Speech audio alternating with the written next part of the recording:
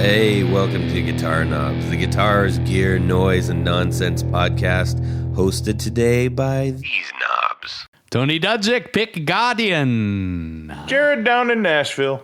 Is Is that Irish? What is it? You just can't continue on. It's never live it down.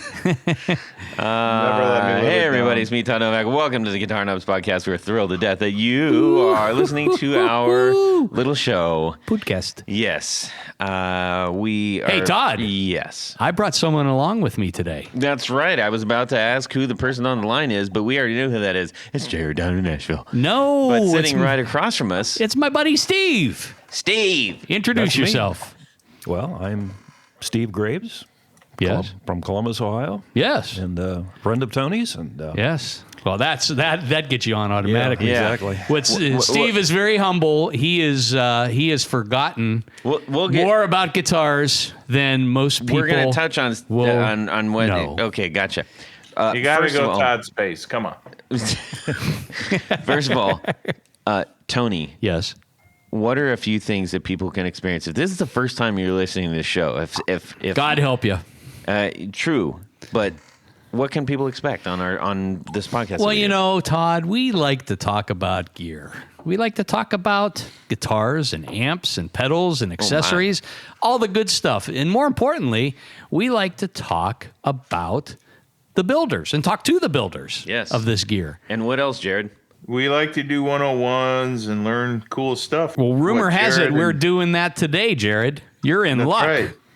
Because I today love 101s. we're going to do, by popular demand, a Gretsch 101 episode. Oh, wow. Yay. Gretsch. I am really excited about this. This is one of those kind of funky brands that people just love but maybe don't fully understand, like me. So, yes, this is going to be very exciting. And Tony is going to crack his mental knuckles and show us all what's lurking in the back of his brain. You know, we always... No, we always not all that stuff. We always say, yeah, not that one. And that's That's separate, my other brain. That's a separate line. You know, we talk all the time about how Tony kind of just has an extreme amount of knowledge about gear and guitars and rock and roll history and the whole nine yards. And so I was really excited when he said, hey, let's do a Gretsch 101. And I was like, yeah, absolutely. Yeah. So we also brought on your buddy Steve here. Yeah, So- because Steve, I won't say he knows as much as I do. I probably don't. No, but as I was saying earlier, I think Steve has forgotten more guitar stuff than most people will ever know. Maybe. Most- I'm going to interrupt myself introducing the Steve. But when we were just saying the Gretsch 101, Yes. if you are new to the show, or maybe you haven't heard a 101, what is a 101? It's a deep dive into, in this case, the history of a brand. Mm-hmm. Sometimes, as Jared said earlier, we talk about necks and pickups Parts and different things like that. But and- we've had a couple of really good episodes. In fact, one not too long ago on Rickenbackers.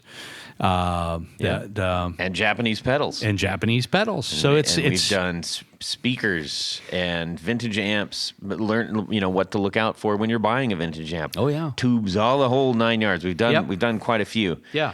When it comes to the brands, though, it's really I think that's fun because that's we love the lore of these brands, and it's always fun to find out things that are maybe not total common knowledge. So That's right. the 101, not unlike a college class, is not the expert class. right. We're not going to cover every single thing. Oh, yes, we are. We're going to cover close to every single thing. But Did you see the outline I sent you? I know, but bare minimum, if you don't have a great knowledge, hopefully you come away with it. I Yeah. know I'm going to be really excited because there's a lot I don't understand about Gretsch's. And so you're going to be right there with me. We can look at each other and say, did you know that? I didn't know that. Now we know that.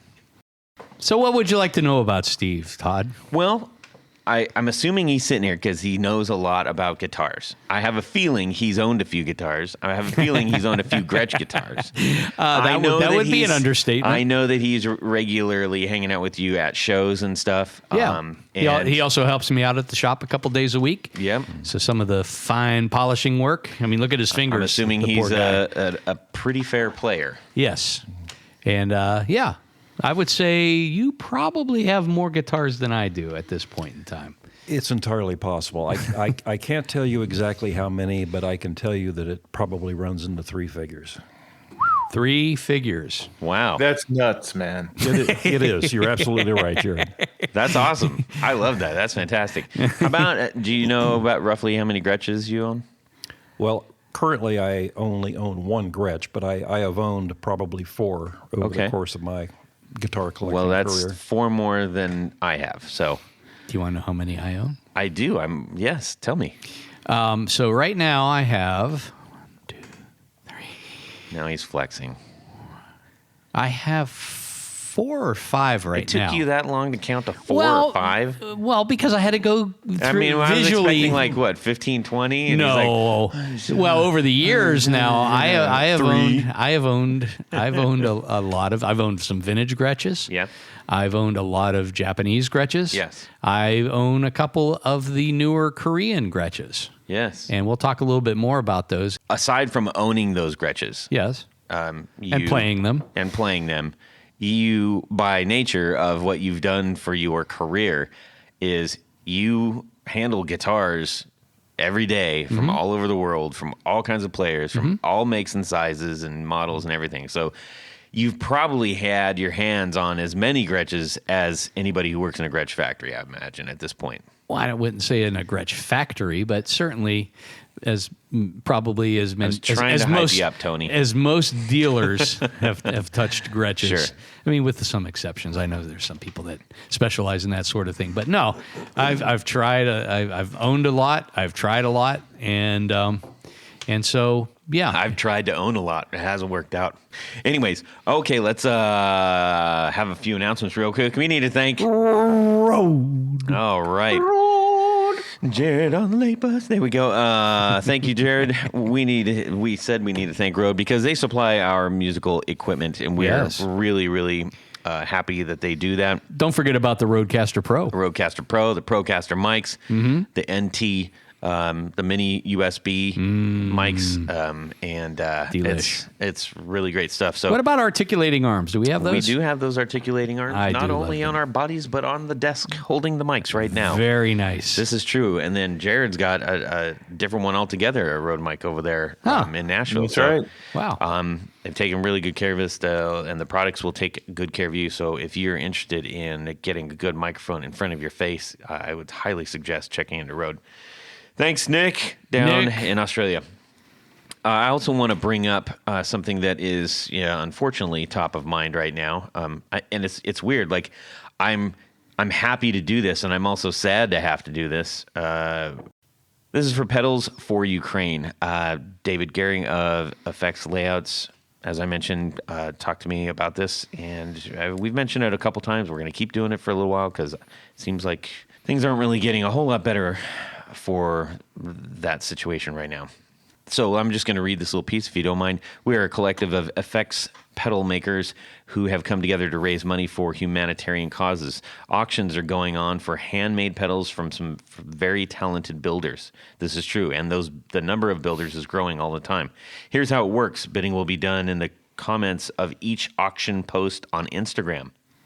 The winning bidder will use the provided link to make a donation directly to one of the charities that we are going to name off. And then the winning bidder will provide proof of donation, and you will win the pedal. They have decided to focus on the following charities: the World Central Kitchen, the USA for UN Relief Agency, and Doctors Without Borders. The website the email is pedalsforukraine@gmail.com, and the same for Instagram.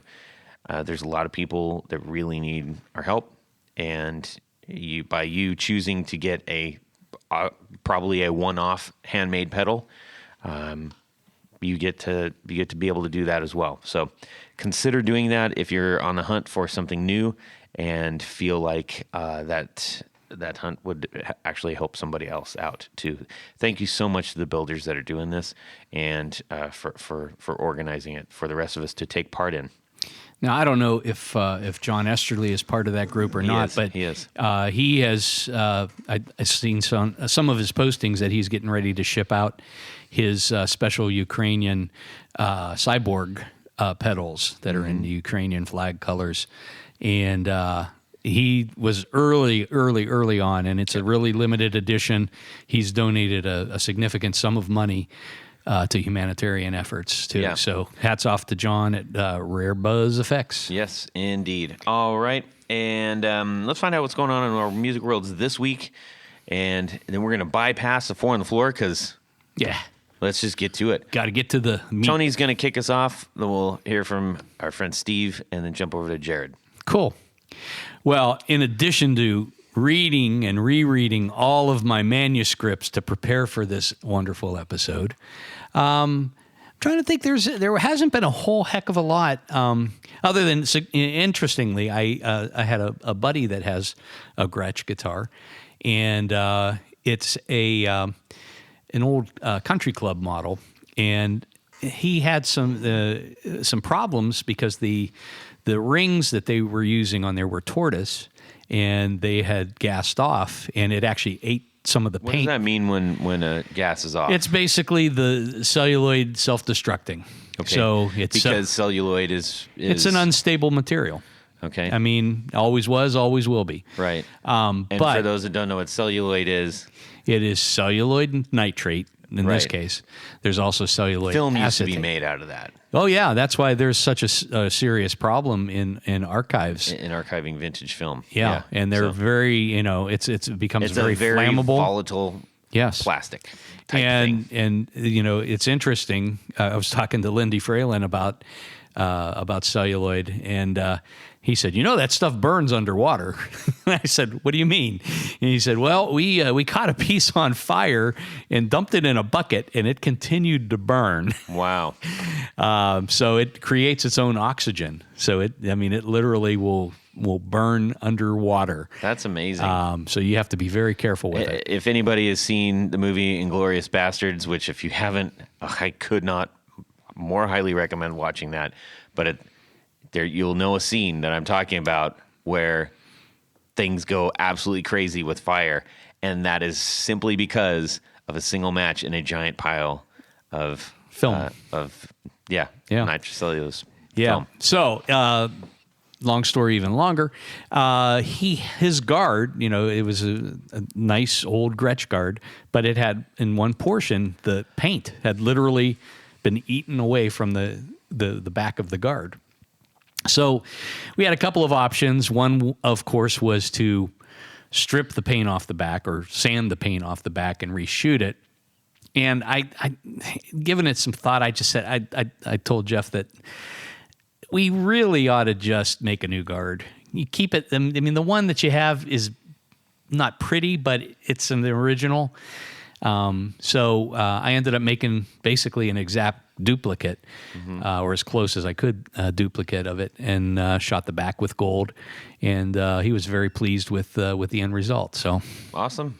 Fantastic. one of the things that we'll talk about a little bit later on here in the Gretsch 101. Awesome. All right. Steve, how about yourself? Anything exciting going in your music world this week? Well, I think what I would like to talk about briefly is something I've been involved with for actually a couple of years. The Columbus Historical Society has put together an exhibit of what they're calling the 70s music explosion in Columbus. And this is an exhibit that contains all manner of artifacts from local bands in the 70s. And Are you Columbus native? I'm a Columbus native, so I think that's one of the reasons I was recruited for this committee. It's because I lived the 70s in Columbus and certainly lived the music scene. But this has been going on since October of last year. Will continue to be on exhibit, I think, through Labor Day is the Oh, wow, okay. plan. and there are a number of things covered. I mean, there is a room dedicated to kind of an overall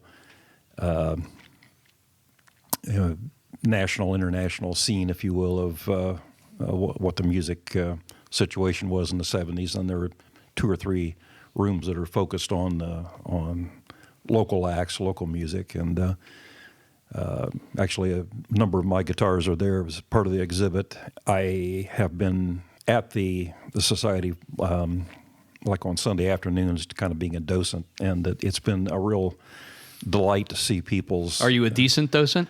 I try to be, but it's been a delight to see the reaction of many of the guests who, I mean, many of them are from around Ohio, many of them are from Columbus, and they've really gotten a kick out of it because it's brought back memories for them and things that they may not have known about the Columbus music scene and all this kind of thing. So for those of you who may be around Columbus or in Columbus or traveling through Columbus, admission is free. It's a way to spend an hour. Check out Columbus History, www.columbushistory.org.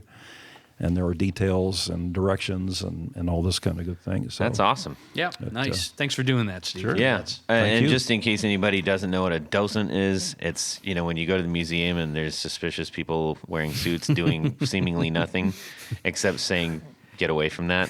That's a docent. They had to come up with a good word to say, "What's the person standing around doing all this stuff but not really doing anything?" But we need a word. That's it. Docent That's was it. the one, yes. Yeah. All right. Well, that's cool. Jared, about yourself? Other than still trying to figure out where I'm going to put these 4 hangers that hold 6 or 7 guitars. I got to get 2 more, but I need a new pair of headphones. So Okay.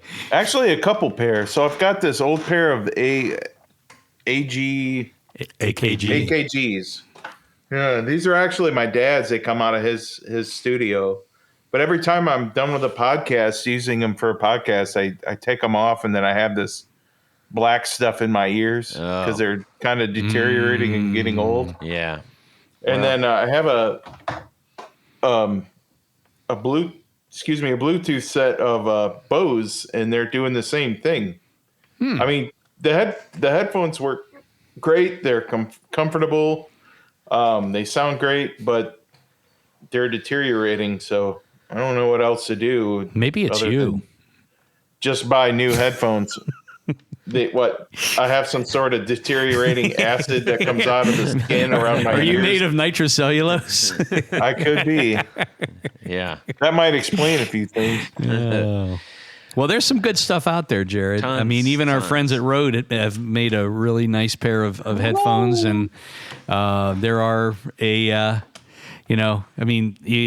the whole spectrum from, relatively inexpensive to stupid expensive. Yes. And, try to find something in the middle that you like, that's comfortable.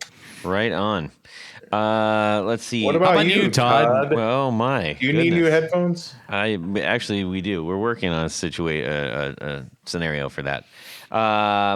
So, my friend who I hooked up the Vox AC30 for, and the Gullet guitars. 30 or 15? He got it the AC30. Oh, wow. Anyways, he was using a really, well, I guess it was from the 90s or so, but it was the Boss, it was the yellow double pedal, all drive or something like that. Yeah. And it's kind of stopped being functional. Good. His dad bought it for him, and there's some sentimental value there. But I said, man, Makes a nice paperweight. You've got an incredible guitar, and you've got a fantastic amp, and you need some pedals that will enhance that sound and work really well with it. And so we're just kind of starting to scope out what a couple drive pedals, some delay, and he probably doesn't need a ton, but just having a couple options and seeing what plays the nicest with the AC30 and some P90s. And he's kind of doing, I guess, kind of like lo-fi, almost like Steve Malkmus or Pavement, that kind of stuff. Maybe even a little bit of Sonic Youth, some stuff like that. Maybe some Husker Du. And Does he talk like a regular guy? I know him, and he does. So, anyways, that's kind of fun. I always love doing that. Pavement humor. Yeah. So that's been kind of fun. Just kind of noodling around and going, what is not going to, that he can get into and feel comfortable doing. Yeah. Because it's not going to break the bank, but there's there's a million pedals out there, and that's a tough one. Yeah. But anyhow, so hey, if you have, actually, if you've got an AC. Anything if you got a Vox amp and you have a particular drive pedal that you say this sounds incredible and it sounds like what we're talking about, I'd love to hear from you. Let us know what you're using and what you really like. Got another big burp right there, Mike. What? All right, so Sorry. what is that? I don't know. What is it? Who did that? Yeah. Anyways. Turn it down, somebody. Yeah. Turn it down, Sonny boy. Let's get on with this thing that we're going to call Gretsch 101. I don't have like a little doodad for that. Jared, do you got anything? Gretsch 101. Oh, I like that. That'll work. We'll keep it. Okay, Tony. I can hardly wait for Gretsch 102. Is yours. Gretsch 101. Gretsch 101. Gretsch 101. Steve? No, he's out. I can't talk that. He's not going to. He doesn't want to Stevie, overstep don't play that. Okay. Yeah. Well, let's talk about Gretsch Guitars. Now, Gretsch historically was not a guitar manufacturer. Drums. They manufacture. So let's go back to the late 1800s. Did I jump too far ahead? Well, you did sort of. All right. Thanks for raining on my parade once again. Thanks, Todd. So back in the very beginning, Friedrich Gretsch came over from Germany in the late 1800s and moved to Brooklyn. Worked for a drum manufacturer in Brooklyn. Broke away in the 1880s and started the Fred Gretsch Instrument Company, or Fred Gretsch Enterprises. Fred Gretsch Company, whatever. He called it that. He wanted, he Americanized his name from Friedrich to Fred. But he basically started out in the world of making drums, tambourines, and banjos.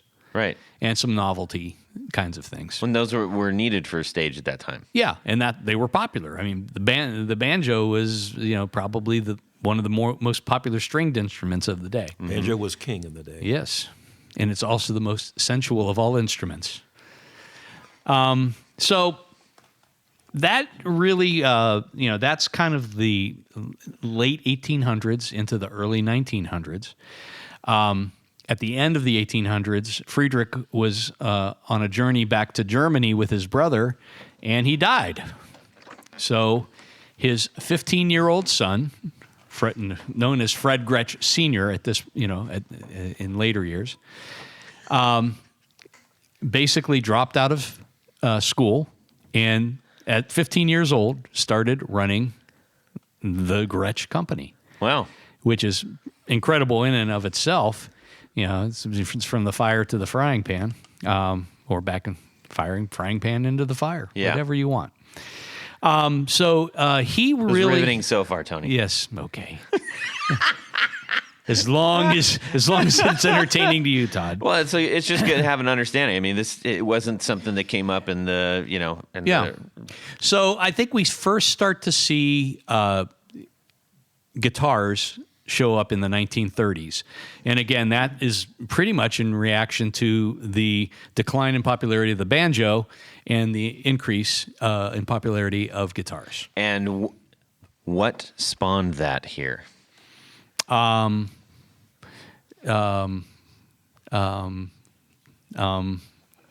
Todd. The French jazz stuff. Yeah. Oh, yeah.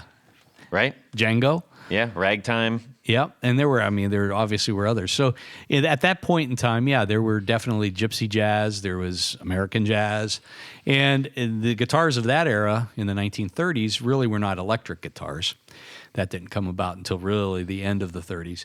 But there's some great pictures and things. In fact, there's one of Django playing a Gretsch guitar.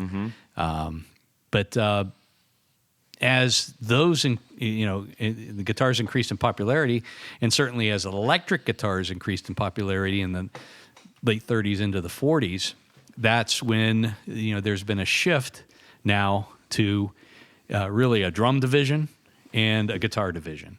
And over the years, they did make other instruments and some novelty types of things, toy guitars and things like that. But I think the focus we're going to talk about today is on mainly, and certainly the most popular, were the Gretsch electric guitars. We'll touch a little bit on some of the others, the basses and acoustics too. So really, what most people consider the classic years are the 1950s and the 1960s. And this is at a time where, Chet Atkins becomes a major endorser. So really what you had, in the 40s and into the 50s, Fred Gretsch Sr. decided to retire. One of his sons, Bill Gretsch, took over the reins. He died early, unexpectedly. So Fred Gretsch Jr. became really, and he came into power really at the end of the 40s, into the 50s and the 60s, and most people would consider the classic Gretsch years. At the end of the 60s, there apparently wasn't a suitable heir to the throne, so Gretsch was sold to Baldwin Organ Company. And most people would agree that the 1970s were not a good time for Gretsch under the tutelage of Baldwin, because they basically closed the factory down in Brooklyn, a 10-story building that Fred Gretsch Sr. built, and moved production to Arkansas. And most people would say that they could not build Gretsch guitars in Arkansas. And there's just some really unusual things. Now, some people like the some of the gimmicky kinds of things that they came out with at that time frame. But I think most people agree. Which we will get all into, so don't worry about it. We're just getting an overview right now. Correct. That leads us into the 1980s. Okay, let me just touch on something really quick. So the 70s, we hear, it's interesting because 70s was another explosion of rock and roll. Yes. Massive explosion of rock and roll. Proper rock and roll. But it's also a time where most American guitar companies... Gibson was not so bueno. No. Fender got owned by CBS. Not so bueno. Gretsch, and whom else was acquired by Baldwin? Might have been Guild, because Avnet was like the parent company. Yeah, so there was all these big companies gobbling up things that were really good because and making them bad. Yeah, they wanted, everybody had to have a musical instrument company in their portfolio. Yeah. And, running a corporation, or a corporation trying to run whether it's a family business or somebody that's really interested in guitars in this case, by the time you push it through the accounting department, the end result is generally not good. So yeah, at Gibson you had the Norlin era in the 1970s. I believe the corporate term for that is doo-doo. Yes, you are correct. I love that word.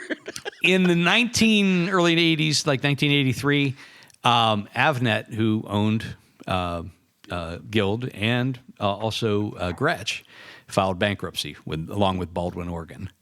And one of the executives at Baldwin actually bought the Gretsch name and hired smart person, an old timer to help run the company. Around 1985, Fred W. Gretsch, who is the current owner and president, he took over the reins in the 80s, and that leads us into the 90s and the early 2000s, which, to a lot of people, myself included, I think in some cases, resurgence. Well, there was a big resurgence, and it was an incredible increase in quality because they were being made in Japan and mostly made in the Terada factory, who also made a lot of Fender Japan things. But in my opinion, and a lot of other people's, the Japanese Gretsches that came out in the 90s and into the 2000s are some of the best Gretsch instruments ever made. And So just because it's old, don't mean it's good. yes, we'll talk more about that. It's like you. So all in all, Sorry. and in the early 2000s, they struck a deal with Fender to oversee production, distribution, but they still, Fred W. Maintained the ownership. So the family still owns Gretsch, but Fender really is in charge of production and in the distribution side and product development. So it's kind of like they hired Fender to do, kind of some of the dirty work, I guess, in order to get the stuff out the door. And in some cases, because of Fender, there's a incredibly expansive line of guitars. Some that are made. They make a handful in the U.S., some that are still made in Japan, some in Korea, and some in China and Indonesia. So I think what they were able to do by opening it up to Fender in the 2000s is they were able to expand production facilities. Yeah. And offer, in a lot of cases, lower priced instruments, and hopefully maintain the quality and things. I think it's also worth mentioning, when you're going back to the 80s era, that was still a time where videos and magazines were still reigning, pretty much supreme. And with a couple of key people gracing the pages and TV sets with a big giant Gretsch in hand, Billy Duffy and Brian Setzer. Yeah. I mean, Yeah. Because they are, and it's fun to see. just like what Tom Petty did for Rickenbacker. Oh yeah, yeah. Becker. Dang it! It's fun. Get it? It's fun to see some of these wee Orville little guys Redenbacher. with a big Gretsch guitar strapped on. So cool. And and they're and in all honesty, most of them are very comfortable to play. Wouldn't you say, Steve? They're I the would hollow say so. bodies in particular are light. They sound great. Despite being hollow, there's not. I've never really experienced a lot of problems with feedback. Have you? I have not. Yeah. No. And these don't have center blocks. They're a full hollow body guitar. Yeah. On that portion of the line. So that's a brief history of Gretsch and Gibson There you go. at the time. But one of the things that comes up all the time is people don't understand the Gretsch model number system. And quite honestly, it's like, it's kind of haphazard at best. What it stems from a lot, most of the guitars from the 1950s and 60s are in the 6000 series. So what I'm told is like 4000 series for catalog numbers were drums, 5000s were either acoustics or banjos or something It's like like that. the kind of goofy Rickenbacker. Yeah, System. It's even worse than Rickenbacker because generally speaking, you think of something like the classic 6120. That's the big body, usually the orange model that has the brand and things. That's You mean the big G? yeah, the big G brand, and guitarists like Eddie Cochran played that, and Dwayne Eddy played one as well before he shifted over to Guild, and of course Chet Atkins, who had several models and several models named after him. So generally speaking, in the 1950s and 60s, like for instance, let's use 6120. The 6 stands for guitar. Okay. The 1 stands for electric. And then the third and fourth digits are usually some combination of the model number and the color. So like a true 6120 would be the orange. There's a 6122. There's a 6124. So it gets crazy. Right. And like I said, there's generally not a lot of rhyme or reason to that numbering system because, you had full hollow body guitars, big bodies, and then you also had things like some of the, the Jets, and then full solid bodies, and they're all 61 blah blah blah. And so, I, at some point you'd think they would have run out because of the color combinations and things that they did. And then, of course, there's always or usually a model name after the 61 whatever. So it gets a little confusing, but if you know what you're looking for, I think you can kind of narrow down the craziness a little bit. In the 1970s, in their infinite wisdom, Baldwin said, "Okay, let's change the 6 to a 7." Oh boy. Yeah. So, you have a lot of instruments that were made in the 70s that have that, it's a 7120 or 7122 or whatever. In the 1980s and 90s, the letter G was added to the usually what was the accepted, like the 6100 series. And that was to differentiate that between a true vintage piece and the actual reissue. And then, of course, in the 2000s, under Fender, you had 6,000 series. You had the 5,000 series, which was the Electromatic series, or still is the Electromatic series. And now, of course, we have the 2,000 series, which is the Streamliner series. So those are the least expensive of the Gretsch line, and then all the way up to the 6,000 series. So it gets a little confusing, and especially with the modern stuff, it gets very confusing. I'm confused. Basically, if you think about it, the 6,000 series are the true vintage reissues. The 5,000 series are pretty much inspired by many of the vintage models. The 2,000 series are really the entry level with some inspiration from vintage models. Gotcha. I'm going to interject here and just because I know you have an agenda, which is good, and it's going to take us through this. I just wanted to find out from both of you, what do you think it is? Because every guitar that we like, every brand, all the history, there's usually an it factor for it. What is the it factor for the Gretsch? And I realize there's several different body styles and yada. But if you take that out of the equation, there are commonalities across all of the models. Mm-hmm. Those equate potentially the it factor, or is there something else? Steve, you want to handle that? Well, I'll be happy to start. I think with Gretsch's, for me. Well, let me backtrack for a second, because in terms of electric guitars, I tend to gravitate toward Telecasters and semi-hollows. So Gretsch's for me are kind of a nice in-between, in as much as I love a twangy guitar, and Gretsch's at their best will twang with the best of them. Mm-hmm. As Tony and I were saying earlier, they're really pretty comfortable to play. They're not overly heavy.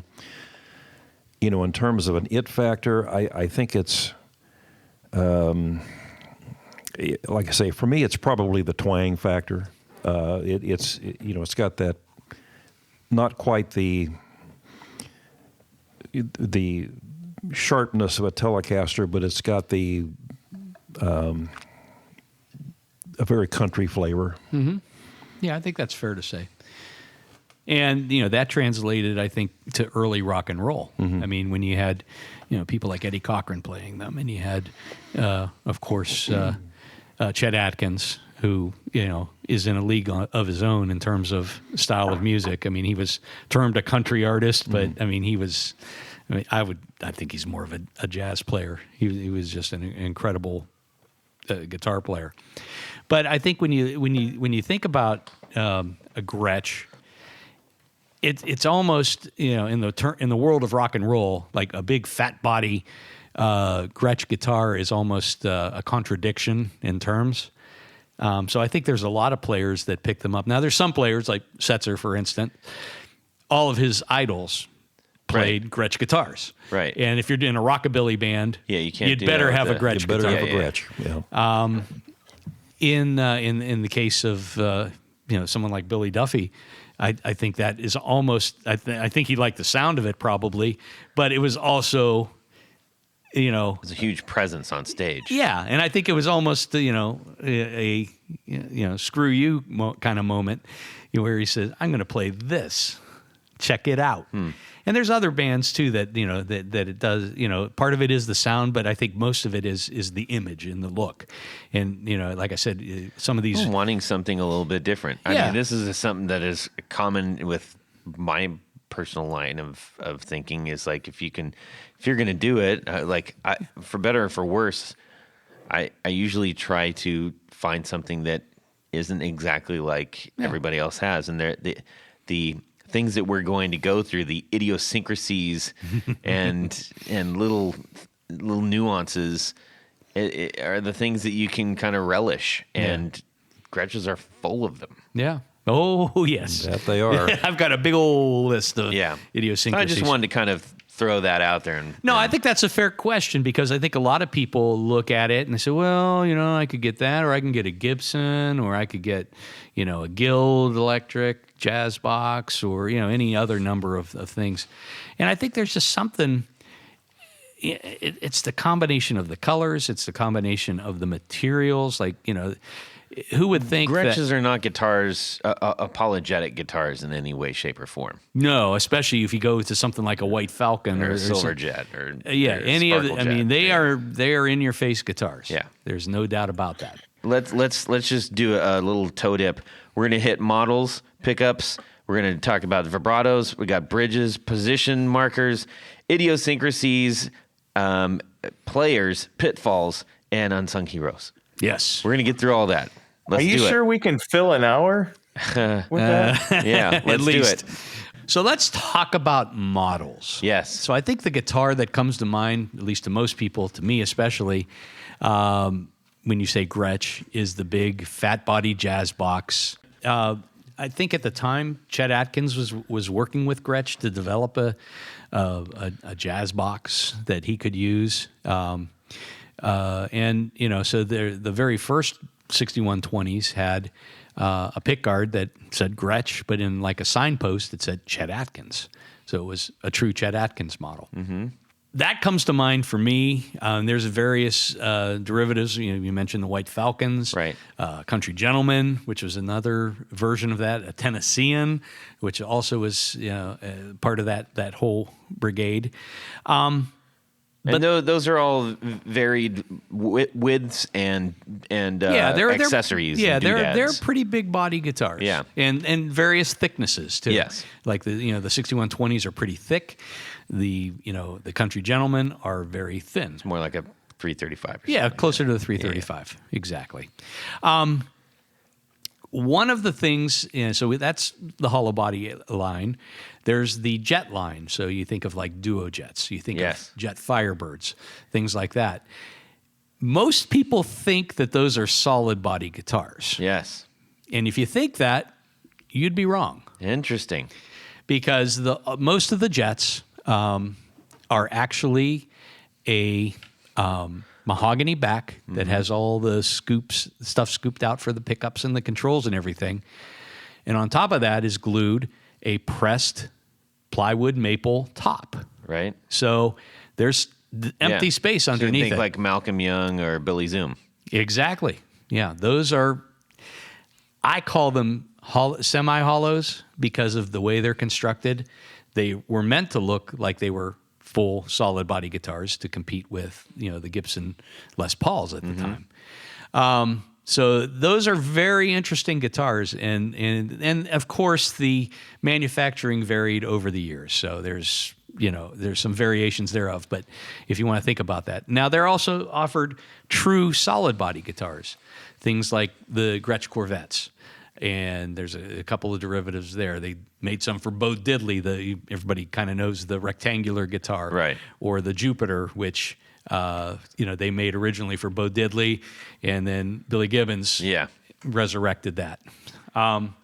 So those are true solid bodies. They also made basses, not very popular, at least in most circles. Probably the only person I know that played one would have been Peter Tork from the Monkees. And that was part of an endorsement deal, I think.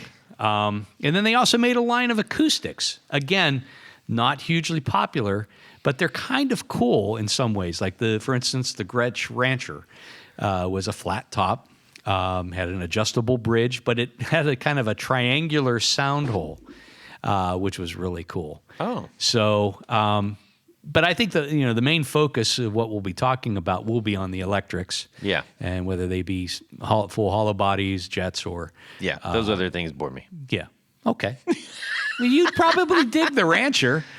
Yeah, maybe. Because it's got that triangular thing there. It's different. It's very different. No, I get it. Okay. Jared, did you want to talk about pickups? Absolutely. Okay. So let's talk pickups in terms of Gretsches. So early on, most of the models had D-Armon pickups. They called them Dynasonics when it made it over to the Gretsch side. But essentially, they were the same single coil, adjustable pole piece, D-Armon pickups that you'd find in other guitars. Right, and adjustable just being they're all screws.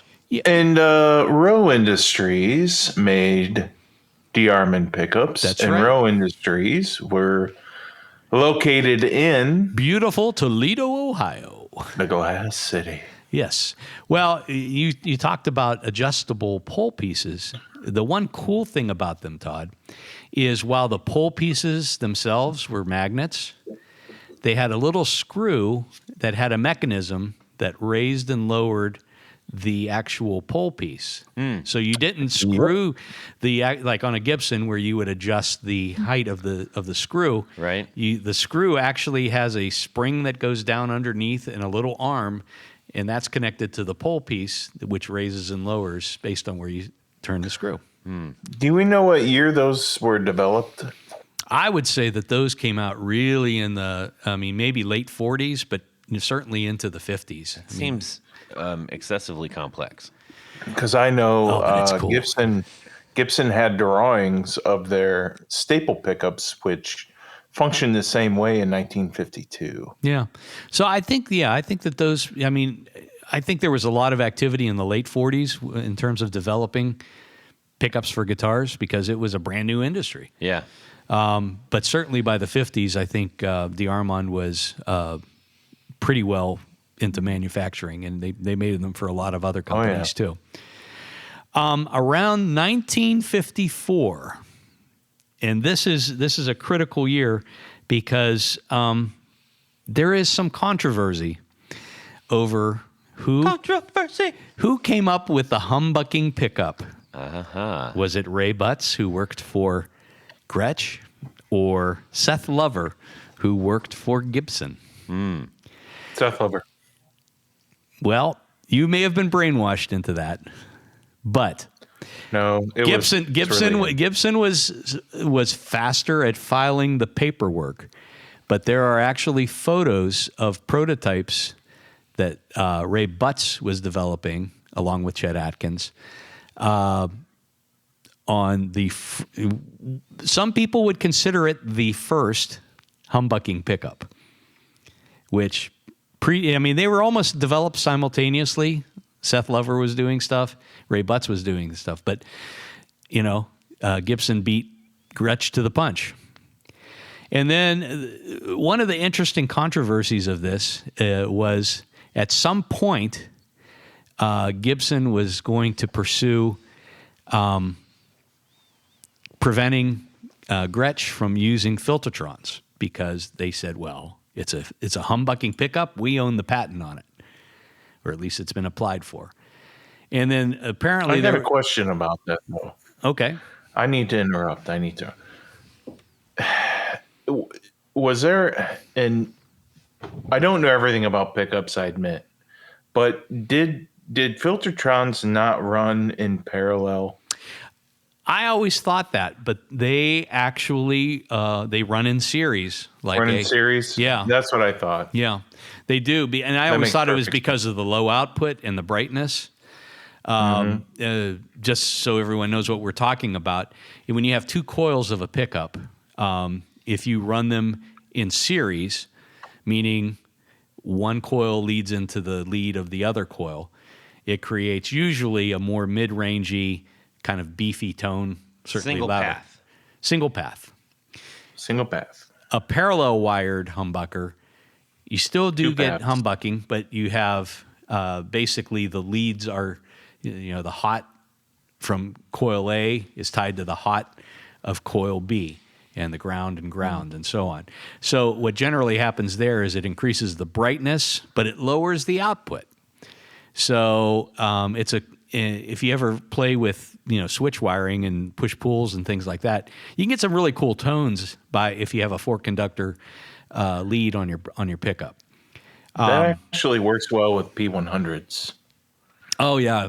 Those are sometimes they're really hot. Yeah, they're almost too hot. But back to Ray Butts versus Seth Lover. So there was apparently some thought about preventing Gretsch from using Filtertrons, but Mr. Gretsch sat down apparently in private with Mr. McCarty, who was president of Gibson at the time, and they both basically agreed to live and let live. So that means that Gibson was. Would love to have been a fly on the wall there. Oh, I think there was probably a little heat initially. Yeah. But, truth be told, both were developed at probably the same time. And it was just a natural thing. Any engineer that said, oh, well, let's see if we can get rid of some of the 60 cycle hum. Yeah. And that's how you did it. Mm-hmm. But I always found that interesting. And, Ray Butts, of course, doesn't get the credit I think that he deserves sometimes. Right. Well, they sound wildly different. Oh, yeah, they're totally different pickups. Yeah. Yeah, and part of it is because Gretsch pickups are lower wind, lower output. Right. And Gibsons are usually higher wind and more output and thus more mid-rangey. In the 1960s, kind of to replace the Dynasonics, because Gretsch didn't want to buy them from D'Armond at that time, they developed what they call Hylotrons. And basically the Hylotron is their version of it's a simplified version of a Dynasonic. Yeah. But they put those in some of their lower end models, and they're actually really cool pickups. I like, the Hylotrons. Steve, you probably had a couple that have Hylos, right? I did. I don't anymore, but you're right. They are unique. Yeah, I mean, if you like the sound of like the D'Armonds, it's what's the sound that we're talking about here? It's a single coil sound. Okay. So they're a little noisier, but it's brighter. Right. It's more Stratish or Telly-ish. Okay. Is that reminiscent of what we would have seen like in a lot of the '60s, like Japanese style guitars? Those like all kinds of crazy single coils. Well, these were better made, I think. Okay. I mean, there's definitely a higher quality, and they Gretsch put them in a lot of their Corvettes, the solid body guitars. They even put them in like the Tennessean. And again, it was just I guess a cost savings thing instead of putting a full humbucker in. Towards the end of the 60s, they also developed what were called Supertrons. And those are just kind of higher output Filtertrons. And you know they're Supertrons because they have a bar instead of pole pieces. So, when you see something like that has a blade on both sides instead of pole piece. Was that one of the first blade style? It probably pickups? was. I mean that came out in probably the 68. I'm pretty sure that was an early development of using a blade instead of pole pieces, because you really don't see that until probably the 70s when Bill Lawrence was doing things with blades, and and then of course other people have done it over time. Yeah. So Interesting. So Okay. those are the Pickups. I mean, there's other pickups too, and Yeah, there's they some got stuff that were made in Japan and that we won't get into that came in the 70s and things Right. like that. But these are, and to me, are the four main pickups. And that without you- getting into this in great detail, and then you have someone like TV Jones basically coming in and playing a huge part in that as well, as far as that yeah, style Tom pickup. came in. I mean, he was hired by Gretsch to basically redevelop, reverse engineer the Dynasonics. Gotcha.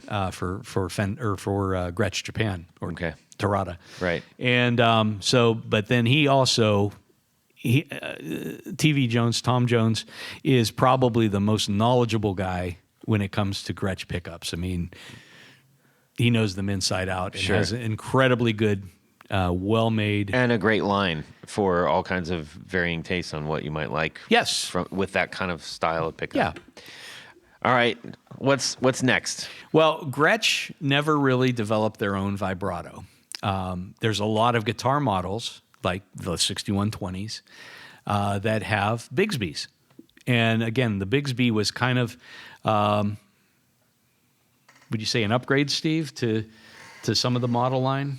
I would say it was definitely an upgrade. Yeah, because they basically, a lot of, you'll see some Gretsch models like country clubs and things like that have a steel tailpiece that has a G cut into it. Mm-hmm. And then a lot of people have taken those off and put Bigsby's in their place. But many were, either factory optional or factory original. So Bigsby's were kind of the, especially on the big, jazz box bodies, that was the standard. Mm-hmm. At some point, they may have had some custom done. I mean, Guild did the same thing with theirs, where they were marked as Guild, but they were made. Obviously, they were made by Bigsby. In the 60s, the only other vibrato that I'm aware of was made by Burns in the UK. And they used those on a lot of their, like the Corvettes, a lot of the solid body things, because those were essentially designed for a flat top solid body guitar. So that's really the only two types that I've ever seen on Gretsch's. Steve, have you seen anything other than that? That covers the gamut as far as I know. Yeah. So that's pretty straightforward. How about bridges? Did you say bridges? How about bridges? Let's talk about bridges. So, I mean, a lot of the early Gretches have a rosewood bridge, carved rosewood bridge that you'd see on Gibsons, on any, semi-acoustic guitar of the day. But one of the first things they came out with was termed a Melita bridge. And the cool thing about that, it was one of the first adjustable bridges, and it was still, what we would call a floating bridge, because it literally sits on top of the guitar and is held in place by string tension. So there's a base that sits on the guitar, usually two posts that come up, and then the actual saddle piece, and that sits on the top, and that's adjustable. But with the Melita bridge, each of the individual saddles were adjustable to improve intonation. So that was kind of like their take, I guess, on like the Tune-O-Matic that Gibson developed. And it allowed for, again, more accurate intonation. But interestingly enough, this always cracks me up, because at the same time, or maybe a little bit later, they also had what was called the solid bar bridge. And what that was literally, think of like a round lipstick tube that had 6 slots in it and 0 intonation. And we see, I mean, they used it, and a lot of people love those bridges because of their simplicity, but there's no way you can intonate the guitar with that. And they still use that on some models too. And they do, yes.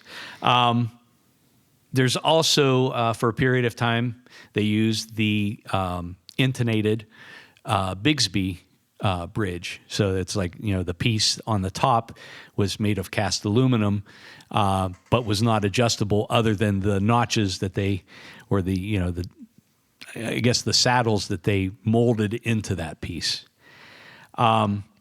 There was also a bridge that came out later in the 60s called the Space Control. And what that allowed for was basically 6 cylinders, I guess, that the string sat on. And you could actually adjust the spacing at the bridge.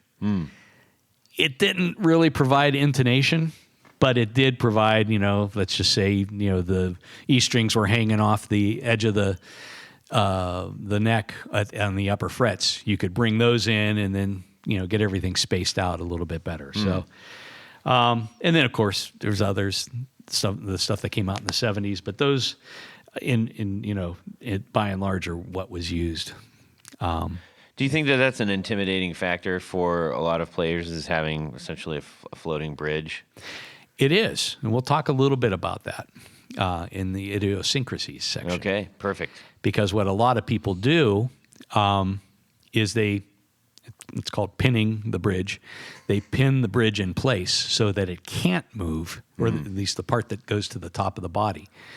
And that's actually a pretty good method of making sure that you don't lose, or things go. Let's just say the string tension drops, especially if you're using a vibrato, and suddenly the bridge slides towards the neck. Row. And then you got bad intonation. Right. You got no intonation. Yeah, or none. Some of the other cool things are the position markers that Gretsch used. Of course, some models just had dots, like any other guitar. Right. Earlier, 50s models had blocks, and then some of the models, things like the 6120s, some of them had actually engraved and marked with various like Western theme kinds of things. They did some really cool stuff with their inlays. Is it fair to say, though, that they're kind of known for, I guess, the half moon kind of towards in the 60s that became the half moons, or the neoclassics as they call them, and it's basically like a thumbnail on the upper on the bass side of the fretboard, on the low E, E. So when you're looking down, you can tell where your fingers are. Yep. But the other cool thing that they did on a lot of models, especially on the Jets, they took the block and then they put like a hump on one side of it. So we call it, typically they're called hump top blocks. So it's it's a hump top block. Yes, but it's a cool feature, and it's something that nobody else was doing. Yeah, which I think is really kind of says Gretsch. Nothing says Gretsch like a nice hump top block. Right. or a thumbnail. Or a thumbnail. You like those. All right. Let's talk idiosyncrasies. Yes, and there are a lot of them. Yes. I mean, as cool as Gretsch guitars are, they do have a lot of strangeness to them. And some things that people don't like. But, Can I tell you my thing that I most don't like? I know what it is, but go ahead. Oh, you do? What is it? Probably the pad on the back. No. Ooh, it's not that, it's just a weird thing that I don't necessarily understand. Okay. I don't know that it's something that I dislike so much, but what I don't like, especially on some of the smaller guitars, like the Jet series, is that the height of the pick guard is so close to the height of the strings, and that is very bothersome to me. It depends on the era. It does. Later ones, so more modern ones. The more modern ones. I played two that are modern made. Yep. And I I was like, nope, can't do it. Yeah. Nope. Well, the reason that, especially on the newer ones, and mostly they're import ones, is they set the neck deeper into the body. Because if you look at a vintage Gretsch, a lot of times the neck sticks out Pretty fairly high, significantly. Yeah. Kind of like a Rick. Yeah, very much. It's about the same height. And back in the 50s, the material that was used on the pick guards was 3/16 of an inch thick, which is heavy. I mean, I try to keep the stuff. I mean, I do duplicate them in 3/16, but I usually like to use 1/8 inch because 3/16, 4/16, whatever it takes. Well, an 1/8 is 2/16. Yes. But what you're describing, I think, is probably more common on newer models that have a deeper set neck. Deeper set, and it still has a super thick pick guard. So it's like it's just. Yeah, you run into it. If you're doing little picking stuff, you're not going to get bothered by that. But as soon as you're doing any chords, it's like, ugh. Steve, do you have an idiosyncrasy that you like or dislike? Things that bug you about Gretches?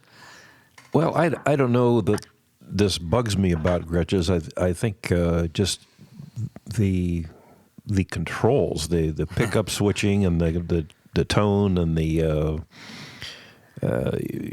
myriad of switches that you sometimes have to navigate to get a sound is just it takes some getting used to. Oh, yeah.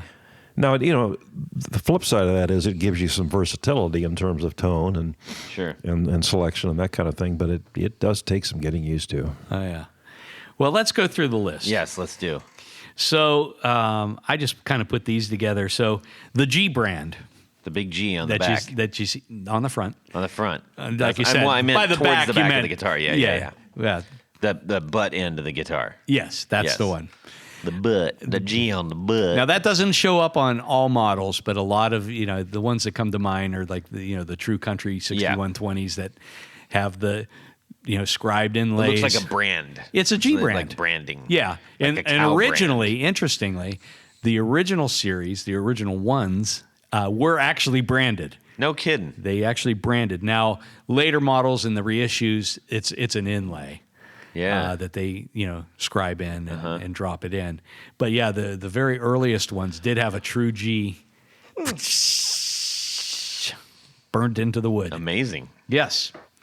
So if you run across something in a garage sale and it looks all janky on the back, buy it. Or don't. Or don't. Now, this is one of my pet peeves. Oh. Although I understand why they do it, and a lot of guitar companies were doing it at the time, is the 0 fret. Right. That's a weird thing just in general on guitars. Well, it is and it isn't. Because in theory, it provides a quick way to raise and lower the action because your 0 fret is taller than the rest of the frets on the fretboard. At that point, the nut just really becomes nothing more than a guide. Mm-hmm.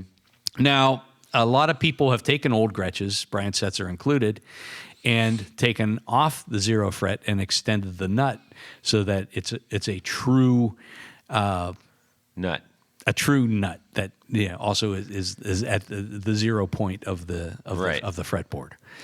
But yeah, the problem I think you run into with 0 frets is eventually the strings from their vibration actually start to wear ruts into them, and at some point you have to replace the 0 fret. Right.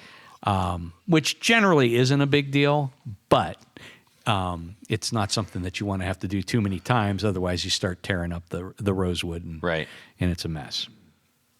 So that's my pet peeve. Standby switch. Standby switch. That's a cool feature. Although there's so many switches sometimes on some of these models that it's maddening. But the standby switch was really Where is that typically located on these models? down by the controls, by the bridge. Okay. Under the bridge. And what it was meant for, as it would stand to reason, is if you had it either in the down position or the up position, it would basically short the signal to ground and make it quiet. Right. So anytime you wanted to play, it would be in the middle position. Right. Because otherwise, you stand the possibility of your guitar going into a howl as you're waiting for the slide guitar guy to finish up. Yeah. Or if you're in between sets. And Yes. you didn't want to have to worry about turning down the volume on your guitars and such. In lieu of a tuner pedal. In lieu of a tuner This pedal. is a good option. You got to remember, this is the 1950s and 60s. I get it. Okay. But it's actually kind of a cool feature, but as Steve said earlier, the myriad of switches and knobs and things can be maddening. And once you learn the guitar, you know, to work with the guitar, it starts to make sense. I resorted to using my neck pickup in the Les Paul Special as the very same thing. I just turned the volume all the way down in a neck pickup because I never use it. Mm-hmm. And then that was just sort of like all right, I'm standing by. Standing by. Yeah. Another tone type, toggle switch. Yeah, that's, in my opinion, can be a little limiting because basically it's a three-way switch that a lot of people call them mud switches because the values of the caps that are used on them can be just really non-useful. And it basically allows the player to have either straight open, or on one side it goes through one series of caps and resistors, or to the other side. And basically it's there just to change the tone at like a preset level. Okay. And again, it's not for everyone. It's because a cool doohickey. It's a doohickey that doesn't necessarily enable every player to use it usefully. Is it arguable that it might have been more useful for jazz and maybe possibly slower country kind of stuff, like old timey country? Yeah, I mean, it's in some ways it's not that much different than the old Esquires that had one pickup, but it still had the switch, right? And you would go through a series of mud, right. none, or straight out to the output jack. Gotcha. Okay. Master volume. So this is another thing that gets confusing to a lot of first-time Gretsch players, right? Because now you got a knob. Well, there's a knob usually near the cutaway. There's a knob. Everywhere's a knob on a Gretsch. But in addition, you've got other volume controls, usually for each pickup, and then sometimes there's another knob for the tone, and it's just there's a lot going on. And it's kind of like getting into sliding into a vintage car and just going like, what are all these knobs and controls? I love it. What does this switch do? Yeah, I don't know. It's nothing now, but it's cool. But it's, I think it's useful maybe in live situations where you need to take a little bit off the guitar, but still maintain the balance of the pickups. I don't know. I said me never. Full open. But so that's kind of an oddball thing. One of the truly, I think, useless things that Gretsch developed was Why don't you talk about the mute? That's what I'm going to talk about. Pop music. So the string mute. It was like a piano. Well, it's probably inspired by the piano, I imagine. Very much. I mean, I find the same uselessness on Fender Jaguars that have a string mute. String damper. Or damper, mute, whatever you want to call it. It was there to, in lieu of using the palm of your hand to kind of dampen the strings, right? You would flip the switch and the mute would come up and deaden the strings. So right. So you could do. I was just gonna say that's like the like sort of the playing the Johnny Cash rhythm on the electric. Yeah, sorta. I guess. I've never found any of those to be useful. In fact, any Jag that I've had, that's the first thing that comes off.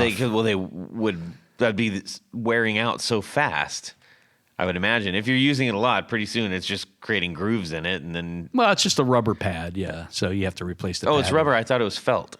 No. Okay, interesting. Rubber. Okay. So. Well, glad we cleared that up for everybody out there. Painted F-holes. So yes. What the hell? Some models. I don't know why. That is just the It's possible. dang dumbest thing I can think of. But Well, there's an endearing factor to The it. only thing that I can think of, the reason they did it is probably because in a live situation to prevent feedback. I think that was actually an innovation that Chet Atkins came up with. Oh, really? I believe so. Okay. Precisely for that reason, to prevent feedback. Okay. But why paint them on? Because that was the Style? Gretsch style. Yeah, Yeah. the look. I mean, George Harrison, 6122, the brown one. Yeah. That was his, or was that a 6119? Oh, God, I can't think now. 6122, I think. Can you give us a name? The Country Gentleman. Thank you. And it, the one that he used in the Beatles early on, it had painted F-holes. Right. And again, I think you're right, Steve, Chet Atkins. A real unusual thing was the floating sound bridge unit. And that is something I've never used one, so maybe somebody out there has and can tell me why it's a thing. But it was an apparatus that was loosely based on a tuning fork that went between the bridge and the neck, closer to the bridge, and it was there to supposedly increase sustain. But it looks like to me it would actually deaden the strings. I don't know. I don't. That's one I just don't get. And that didn't appear on a lot of models, but you see it on some of the late 60s into the 70s. And I that's one I don't get. Maybe somebody can explain that. This is a good one because a lot of people think, when you get into the Jet series, they had a lot of sparkle material. Mm-hmm. Even the first run of the black Duojets, they had. Oh, and this is another thing. We talked about this a while back. What do you think Duojet means, Todd? Well, at first I thought it was like a double cut, Yes, but I'm assuming it's a dual humbucker. 2 pickups. Right. So yes, Okay. and there are Duojets that have single cuts and Duojets that have double cuts. Which is very confusing. Yes. Again, this is all about Gretches. But the tops on those Jet models were actually drum wrap material. Interesting. So it's glued on the same stuff that they, went down the hall where they were wrapping drums. They said, "Hey, cut me a piece of that off, and we'll put it on this guitar." But the very first black Duojets also were black drum wrap material. So that's kind of a cool thing. Oh, that's neat.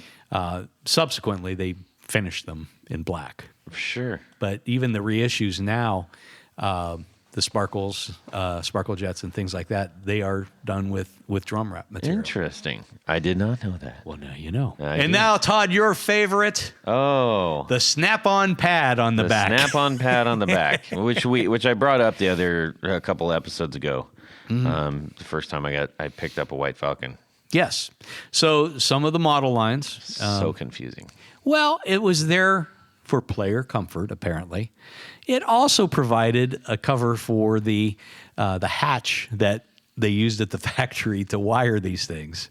So if you pull a cover off on most models, especially the semi-hollows, you will find a little hatch. And then Yeah, it's not like there's a giant hole in the back. No. Yeah, but that's misleading because you're like, why is this thing covering up a giant hole? Yeah. That's what I couldn't figure out. Well, I mean, you see Because I didn't pull it off because it wasn't my guitar. You see the same kind of pads on Voxes. That was kind of a thing. It was, it rested against your gut and, it was nice and soft and padded. Okay, It's good for some people. Sure. Not for everyone. it just seemed like like it would be counterintuitive, like it would be killing the resonance of the guitar, I mean, I guess to some degree. which is partially why you want one of those big giant guitars. Is like that extra. But Les Paul was able to do it by mounting a neck to a 2x4 or a 4x4. So really, resonance is Okay. all relative. It's all about the pickup. Sure. Yeah. The other thing about the snap-on rear pads is most vintage pieces that you find today, they're either missing or they're just falling apart. and there really aren't good replacements being made out there. So, I mean, it could be an opportunity for somebody that, knows the pattern of where the snaps are and can sew these things together. Somebody on Etsy's got to be making one. Yeah. I mean, well, Gretsch puts them on some of their models currently. Not a lot of them, but yeah, there's definitely a need for some people. I mean, they go for big money if they're in good condition on the Bay of E. Todd, what would you like to talk about next? Well, I think we've talked about a lot of things. Let's take a sidetrack into some of the known players. We talked about like why this, but this list of players that are known is pretty extraordinary. And this is just a very small list. I mean, it is, but the ones on this list, for the most part, have a distinct playing style and sound. Not everybody on this list, but here's a couple. Why don't you read them? Why don't we read them? Chet Atkins. Goes without saying. Yeah. I mean, in my opinion, he is finger-picking father. He's the foremost Gretsch guitar player. He's had more models named after him, has played more different styles, helped develop many of the models that are out there. Yeah. He's the Eddie Cochran and Dwayne Eddy. We can kind of loop those guys in the same era. It was that same rockabilly era. Eddie Cochran, of course, was known for Summertime Blues. Yeah. People might remember that song. Dwayne Eddy is often also credited a lot by British players. I don't know exactly, why, but... Yeah, well, I think that it is that kind of rockabilly thing. Now, Dwayne Eddy originally did play Gretsch's. He subsequently did a deal with Guild Guitars. Yeah. Basically the same guitar that Guild was making. I believe he went back to Gretsch, didn't he? He might have, yeah. I believe he did. We got Bo Diddley. George Harrison. Well, I'll go back to Bo Diddley. Bo Diddley. So Bo Diddley, originally, his first Gretsch was a Jet Firebird, which is the Jet series, single cut, with a red finish. Mm-hmm. He worked with Gretsch to develop the rectangular guitar, which he made the very first one himself, very crudely.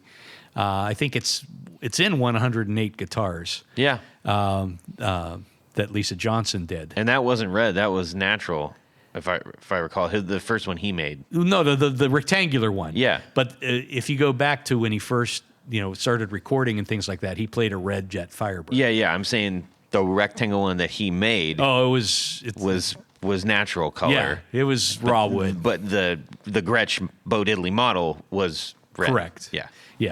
And then he also did the Jupiter, which again was made popular by Billy Gibbons. Yeah, that's a weird guitar, man. It's an odd shape. We got George Harrison. Well, you go back to the very beginning. Yep. His first was a black Duo Jet. Yep, riding high, playing it high. And then he went over to the Country Gentleman, Brian the brown Jones. one. Brian Jones played several different probably Gretches. more famous for the Vox Teardrop. Oh, absolutely. Yeah. But there's a lot of photos of him playing White Falcon. Yep. And Michael Nesmith, the Monkees. there you go. Let's talk a little bit about the Monkees. Because Gretsch offered, was it United Artists or whoever did the Monkey series, Yep. an endorsement deal where they supplied the guitars for the TV show. And those of you who don't know who the Monkees were, they were basically kind of a spin-off of the Beatles based in America that was kind of a combination of A Hard Day's Night and Help kind of rolled into a it was a TV weekly show. TV series. Yeah, it was silly Take stuff. a last train to Yeah. Knoxville. That's the one. So Mike It's a Neil Nesmith. Diamond song, actually. Yeah, for real. Was it? Okay. Yeah. That's good. Well, Diamond wrote a bunch of stuff for them. Yeah. But he had, when you see a lot of the old Monkees things, he's playing a 12-string Gretsch, which was one of the first electric Gretsch 12 strings that they made. But they also did. He also invented MTV. Well, he did a lot. He's credited for inventing in the MTV, video and his mother invented Whiteout. Yeah, that's right. That's right. I mean, that's a family right there. Don't go. I'm not done yet. You're not done. Okay. Because they also Gretsch released a series of Monkeys branded guitars. Monkeys model. Yeah. Had a monkey logo on the was a on the cool pick logo. guard and a Monkeys logo on the headstock.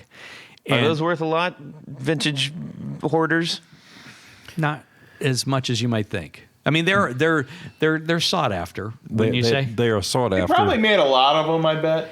I don't think they made that many because what I'm told was people would order the guitars and then they would write to Gretsch to see if they could get a plain pickguard because they didn't want to be seen Monkeys logo on it. playing Yeah. the Monkeys model, which is a shame because it's a great guitar. I mean, no matter how They're you going slice for it. about three grand on the internet right now. On That's eBay not and a lot of stuff. money in my opinion. I mean, for a vintage Yeah. guitar like that. I think that'd be cool. Okay. What else you got? What do those people know? Yeah. Let's see here. What else do we have? We've got. Boy, we got a long list. We got to get through this here. Pete Townsend, Yes. whatever. He used 6120 on at least two Neil Who Young, albums. Neil Young. heard of him? Who's that? Yeah. Yes, of course. David Crosby, Stephen Stills. So the three of those So together. the whole Buffalo Spring, the whole Buffalo, Springfield, the Birds, all those guys. Crosby, Stills, Nash and Young. Malcolm Young. Yeah, no, I was That's- just gonna say Malcolm Young, man. He had a just a bridge pickup in his. It's all he needed. Well- Just a bridge pickup. But even beyond that, so that was originally a Jet Firebird, Yeah. similar to what Bo Diddley played, only this was a double cut. Yeah. Over the years, he'd put various pickup combinations, and if you look at his original guitar, I mean, it is just mess. literally routed out, and it is a true mess. Yeah. But it worked for him. He got rid of all the switches, put one pickup in, wired it to the output jack, and There you go. played the rhythm guitar. And the great Billy Duffy from the Cult. Yes, there you go. Well, that's your personal favorite, right? Followed by Billy Zoom. Those are my dynamic duos right there. Yeah, Billy Zoom, From known X. for his silver sparkle jet. So cool. Yes, he's a cool dude. Brian Setzer, Stray Cats. That's, I mean, I Brought think big band back brought single-handedly. rockabilly back, brought Yeah. Gretsch back, I think, in a Yeah. lot of cases. You got Poison Ivy from the Cramps. Oh, yeah. The Got big it. orange. Now she was playing. What model was she playing? 'Cause I that think it it was- was always orange. I Like, think she it was a never 6120. deviated, really. Yeah, I think it was. And you got Jack White. Jack White, not so much in the White Stripes, but in the Raconteurs, he Yeah. played the triple jet. So it was a jet with three pickups in it. Right. Tim Armstrong from Rancid. Yep. He played an old, might have been like an old Town and Country or Anniversary or something. Like all that- painted black. Painted flat black. Yeah, painted flat black. Patrick Stump from Fallout Boy. Then he brought back interest in the Corvette, the solid body Corvette. That was his artist model, I think, has racing stripes on it. Yeah. It's kind of, well, Dan Arbach from the Black Keys. Yeah. Again, Yeah. he's kind known of more famous for the Trini Lopez kind of model, though, isn't he? No. No? Okay, good. No, he's known for unusual guitars. Okay. Dave Grohl was known for the Trini Lopez. I don't know. You might want to check up on your facts there. You can check it let's see. I'm calling Tony out on that one. Pitfalls. Let's talk about All right, pitfalls. so let's just say you are in the market for a vintage Gretsch. I'm in the market for a vintage Gretsch, Tony. Okay. Here's what What to watch. should I be watching out for? Well, first off, I suspect the binding is going to be an issue. the binding is the issue in almost every vintage Gretsch that I've seen. That's a shame. Yeah. And again, this goes back to the nitrocellulose kind of falling apart. What is the number one thing you think is a pitfall on the Gretsch guitars, Steve? In terms of a vintage Gretsch, Yes. I would have to concur that it's, well, two things. Number one would be the binding. Number two would be the inconsistency with which they were manufactured or assembled. Okay. Yeah. So you just have to be very careful of and look at the one you're thinking about buying to make sure that it's going to stay put together. Gotcha. So you'd want to email pictures to either Steve or Tony Bolonska if you were. I don't know that we want to open that up, but Well, all I can say is many. Well, you or I, Todd. Yeah. yeah, you but know. send them to Jared. Yeah. Yeah. Jared, I just tell you to buy a Gibson. Brandon, pickup guy at Yeah. I see a lot of problems with the binding, and it's not a cheap fix. Is it all over, or I mean, because Yeah. most the Gretches are like bound everywhere, Yeah, well, front and back. neck, It's- headstock. You know, the whole 9 yards. the interesting thing is I see less problems with like the glitter binding that they used on like White Falcons and things like that. But I mean, you go to a guitar show and you'll just see binding rot, and you know it's not every guitar, but there's a lot of them that have that problem. So, if you really wanted to have a nice vintage player, you would probably look for one that's already been repaired, right? As far as the binding goes. Yeah, but Or other most things. people won't fork over the money to have the binding repaired. It's an expensive, painful process that actually devalues the guitar. Believe it or not. Naturally, but at least it's fixed. But it's fixed and playable and should be good for another 50 years. The other pitfall you'll see a lot are the pick guards themselves, since they're made from clear material, generally speaking, clear painted on the backside, and they crack.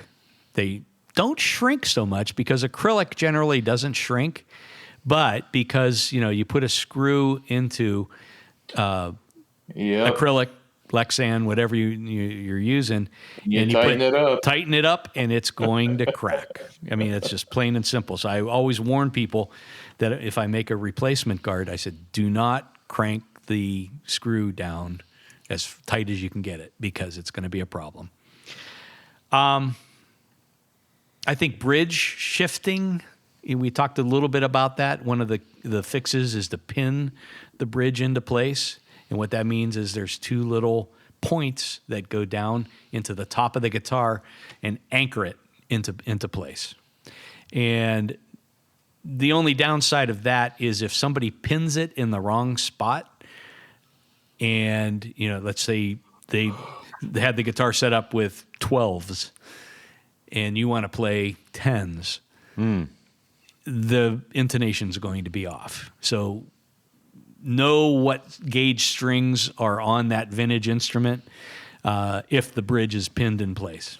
Flat wound 13s. Yeah. I mean, people put all sorts of things on there. Right. What's next?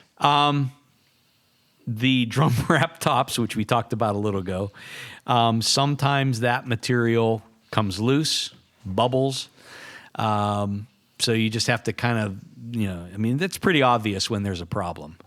I had one that was actually a reissue that it literally was coming off around the edges. And I managed to actually heat it off, use a heat gun to take it off, sand it down, and I had it refinished in black. But, again, that devalues the instrument. So watch out for that. And then, I hate to talk poorly about an era of those guitars, but the Baldwin era guitars are just not known for high quality consistency. Don't even buy it.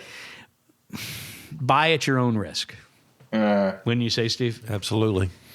There's just some weird stuff that came out in the 70s during the Baldwin era that, I've owned a couple of them, and they're okay for a player instrument, but in terms of, let's just say you want an investment instrument, that's not the era to invest in. What else is left? Lastly, I'm out of breath. I need more whiskey. Whiskey for my horses, water for my men. Something like that. Let's talk about unsung heroes in terms of in the world of Gretsch. I think the first person that comes to mind is Jimmy Webster. why? Well, he joined Gretsch pretty early on. in the 1940s. He worked kind of part-time. He was also a piano tuner, an instructor, a recording artist.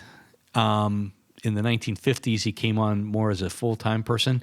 But the coolest thing about Jimmy Webster is he was one of the earliest people to use what he called the touch system.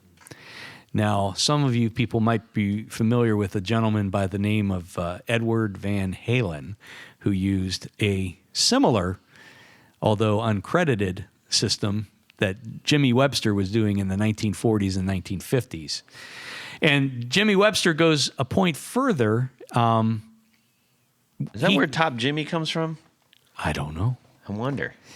Go ahead. But Jimmy Webster actually credits Harry DeArmond, who started DeArmond Pickups, as the first person that he saw doing this touch tap kind of system and using your thumb to play the bass lines. So it was, there's some really, if you do a search out there, there's some cool videos and some recordings. And it was one of the things when he was employed by Gretsch, when he would, contribute to catalogs and different things like that, where he would, discuss his method, or the method he used.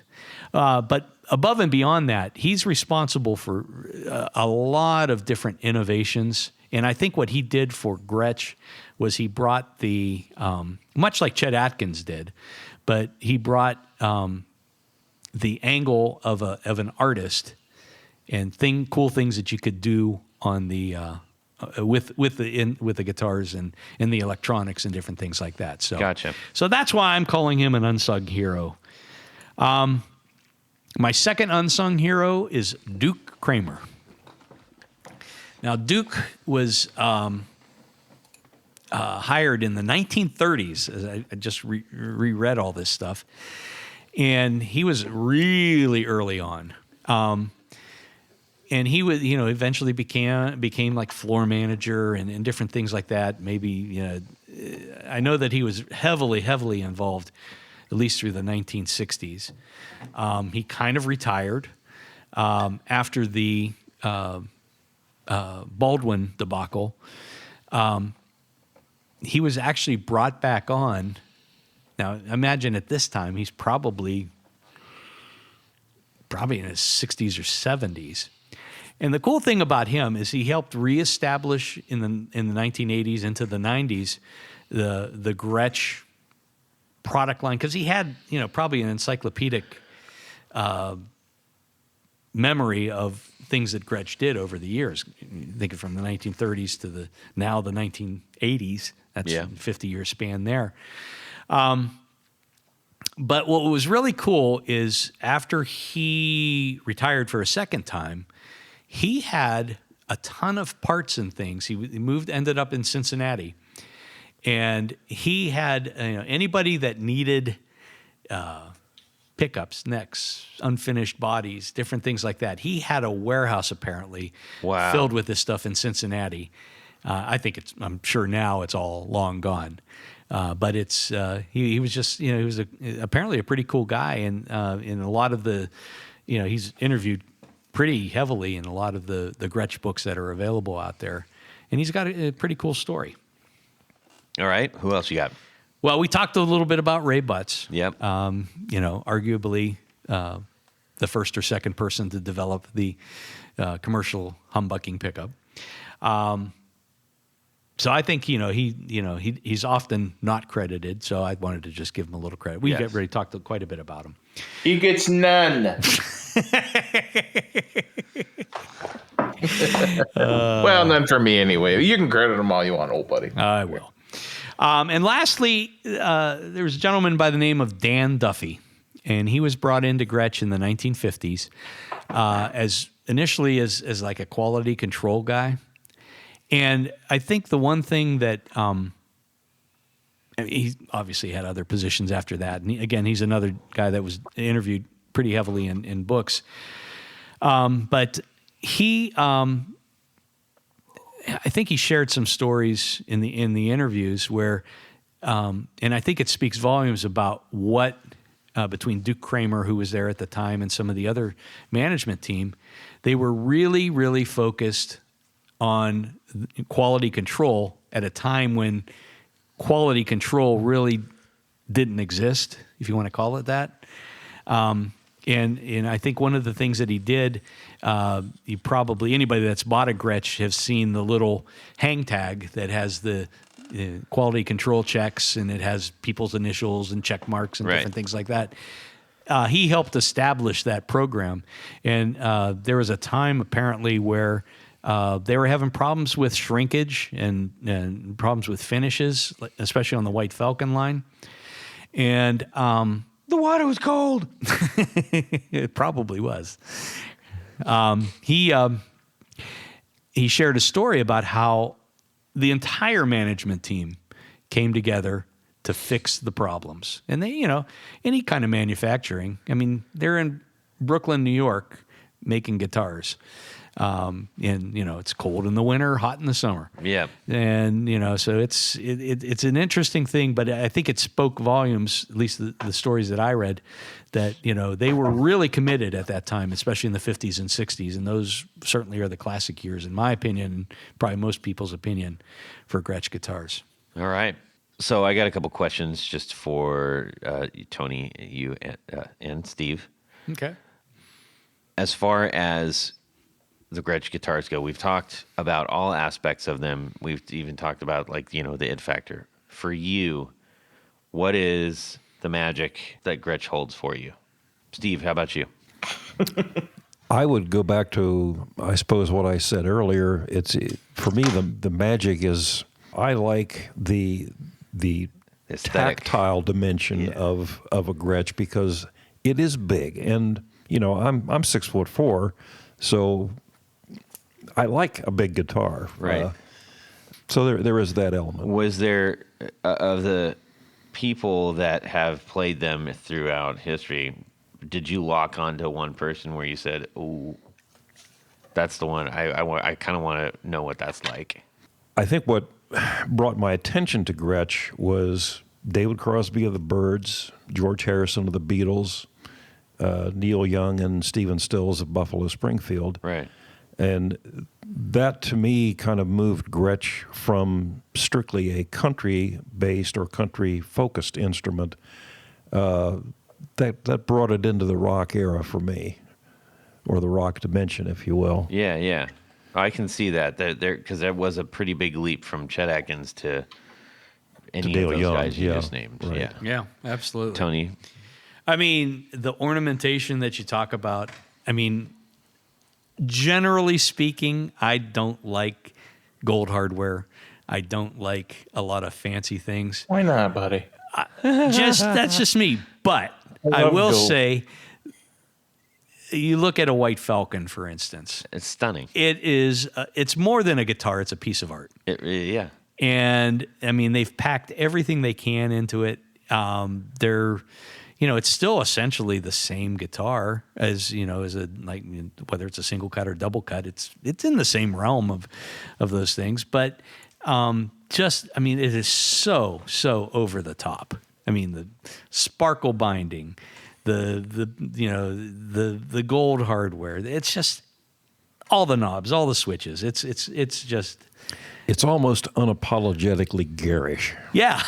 Yeah, I would say that's a fair assessment. So again, find it. Ideally, it's somewhere you can drive to, hold the guitar, look it over, play it, and there's a lot of great places in a lot of great dealers in across the country that you can do just that. And I don't think it's going to set you back a ton of money, but if you're looking for what I would call a decent bargain, look for the 90s to early 2000s Japanese Terada made. They'll have a serial number that begins with the letter T or JT. I forget which. They did them, I think, both ways, and those are fantastic instruments. A lot of people buy even some of the newer models. I've done it myself, and pop in TV Jones pickups. Yeah. Or some other good Filtertron pickup, because some of the lower line models, the pickups aren't as good. But it's a good pathway. I know, Steve. Well, you've it's done the that same a few thing times. as by getting an Epiphone or a Squire or something like that. Japanese really, they make Well, I really mean, good the low. I'm guitars, talking about the entry model. Yeah, like the Yeah. 2000 Gretches. series or Yeah. even the 5000 series. In fact, in some cases there's an adapter plate which TV Jones actually makes if you want to mount his traditional Filtertrons into one of those era models. They call them an adapter kit. Adapter kits. All right. Well, hopefully you are all enlightened. I know I learned quite a bit, and I'm excited by these guitars still. Hope to have one someday. Yeah. That'd be pretty cool. Yeah. So, and if you have ones that you especially like, please share them, send them out. Like, give us a holler, say Send I photos. love this, and yeah. All right. Well, we know this one was long. Hopefully, you're still listening, but we think it was worth it because there was an awful lot to talk about, and it's getting late. However, we are still going to jump into the El Camino and hit the road and swing by Jared's house, and he's going to take us for a ride.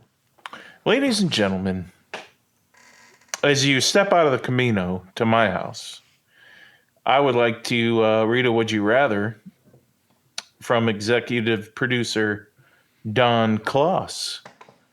Would you rather?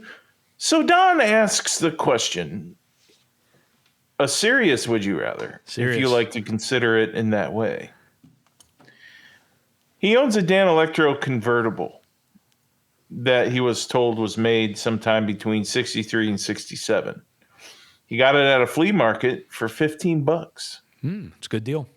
Yeah. Inside, it has a stamped serial number of 2036. So 2036. I would like to use it, but the stock bridge is really useless. And the stock tailpiece is also pretty much garbage and has surface rust on it. When I play it, it sounds like a combination between a banjo and an acoustic guitar that has a cardboard box for a body. Mm-hmm. So would you rather put upgraded hardware on this thing, try to restore it, or should it just be a historical conversation piece with his collection? And he says, thanks in advance for your answers. And he tells us to keep on knobbing. Yeah. So let's help him out, man. Let's So do is this that. a three-choicer? It's a two-choicer. Either a historical conversion or a conversation piece, Keep it the way it Or- is. It as is. or actually upgrade it Now, and ruin the historical value, possibly. I don't know. so the Dan Electro convertible is sort of like a double cut, and people are probably familiar with the recent Telecaster, the Fender that was like acoustic, but it was like electric size body that came out that was really popular about like three years ago. That I think that kind of broke out at NAMM. Similar in fashion, it is a very thin body, and also the Dan Electro is at those are composite bodies, right? That's correct. So it's a thin composite body with a relatively small acoustic hole in it with a lipstick pickup bridging it. Correct. So this is a little bit of an oddball guitar. I'm curious. I've never heard one. I can't imagine they sound awesome. I think they would kind of sound a little weird, right? Maybe I'm wrong. Well, They he sound explained awesome. it. Do they? He said it sounds like an acoustic guitar that has a cardboard box for a body. Yeah. Well, yeah. So, anyways, but it's still a unique piece, and a lot. They came in various styles and colors, but mostly light colored. Yeah. Seems like. Yeah. There's a couple with the antique sort of blue Dan Electro. They did it on the Longhorn as well. right? Well, they did a copper burst, and I mean, there are also some reissues of the convertible, Yeah. that are out there too, Yeah. which are actually, Probably better made. well, I mean, here's the problem with old Dan Electros is it is masonite top and back, and poplar frame, and as time goes on, time is not kind to masonite. Yeah. But that being said, I think Mick Jagger said that. yeah, I think so. Time is not kind. Time is not kind Yeah. to masonite. You've probably heard that song before. Okay, keep going. I will. But the model of the guitar is actually pretty cool. Now, I would probably assume. Let's just assume that the neck is in good shape. The body is in relatively good shape. It's solid. It's not, caving in or anything like that. I think it would be a good candidate to try to do a restore on. There are some replacement parts, mostly because there were, the reissues were out there. I guess back in the 90s. Gosh, the 2000s. I can't even remember. 90s, I believe. Yeah. And so you might be able to find some of the parts. This particular guitar has kind of a unique bridge in terms of what Dan Electro was using. I mean, some of the old, original series, the U2s and things like that, they basically have a piece of rosewood mounted to a piece of metal that you can raise and lower. This one, at least, is kind of it actually has a saddle on it, I think. And Very rudimentary guitar. they always were. Yeah. Yeah. Well, this one's especially, it seems like. Yeah, but it's got a lipstick in the neck position. Yeah.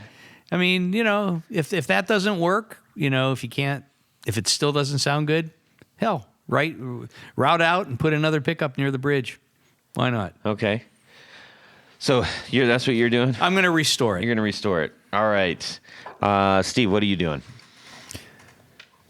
I think I'd concur with Tony. I think I'd restore it rather than try to convert it into something gig-worthy. If you want a gig-worthy guitar, get a gig-worthy guitar and keep the historicity of this one intact. That's a $20 word. Yeah. Is it? I think you just coined that. Historicity. Yeah. I got one of those about 20 years ago.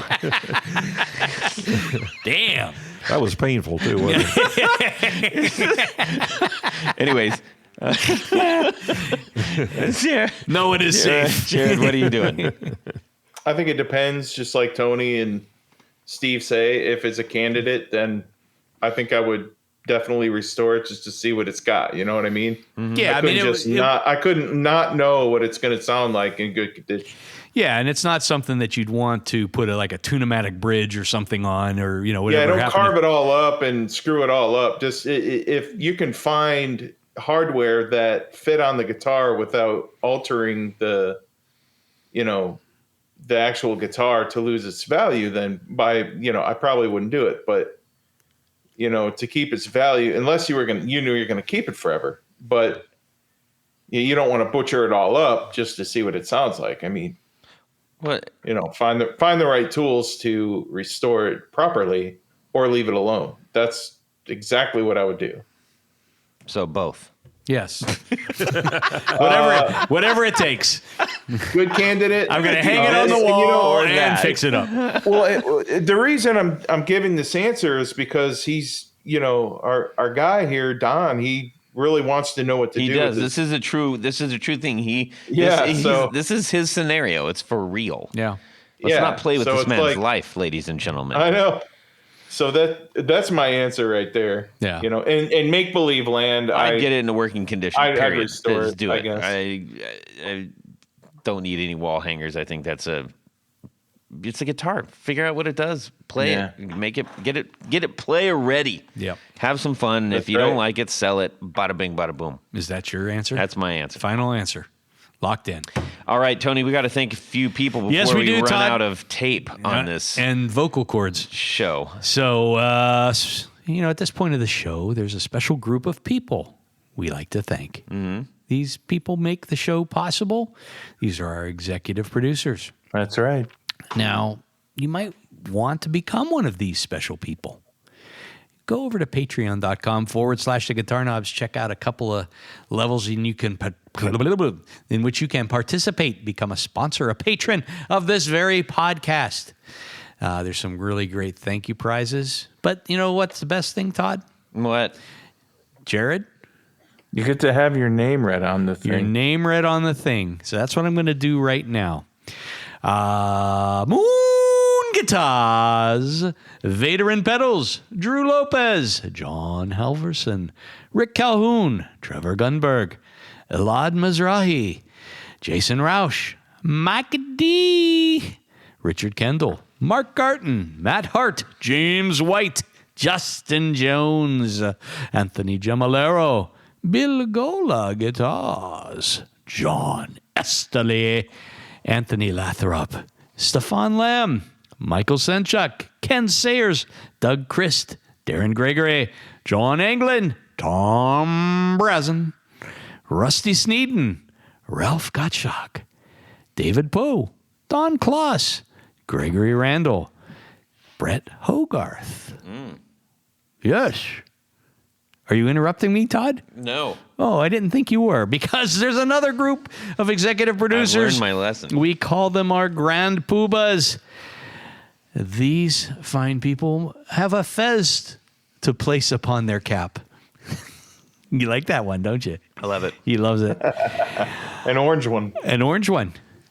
So special thanks to these Grand Poobahs: Tommy Manasco, Ricardo Higuereta, David Kaminga, Brandon Wound Pickups, That's right. Hex Matos, Michio Murakishi, Bob Crouch, Jack Cadian, Sam Jett, Tyler Rhines, LSJ Music Company, John Williams, James Pennington, Adam Johnson, Steve Keys, Cody Foster, Science of Sound, Brian Robinson, Jonathan Jeruzik, Corey Nagro, Michael Van Zant, Tim Nowak, John Daly, Martin Cliff, Sean S. And Eddie Serratos. Thank you. Indeed. So much better when you do it, Tony. It is. It's so much better. So, Tony, where can people find what you need? Head over to pickguardian.com. Check out some of the stuff that I have available for sale. I do a lot more custom work than anything. So shoot me an email. Let me know what you need, what you're trying to do. And I will probably have some good advice for you. So once you're ready to order, I will take very good care of you. Excellent. Steve, I know that you've got this thing that you mentioned at the beginning. Is that what do you need to say? I would just encourage everyone to check out columbushistory.org, and if you're able to attend the exhibit, by all means do so. It's an hour or so well spent. I think you really enjoy it. All right. How much longer is that going to be available? Jared, I believe it's going to run through Labor Day. That's the plan at this point. I will be there to go see it. Excellent. I'm very, very interested. Excellent. All Look right. forward to seeing you there. Jared, where can people find you? Jared.allen.brandon on Insta. And I may not message you back right away, but I will check and will answer back if you have any questions for me. And I look forward to your inquiries.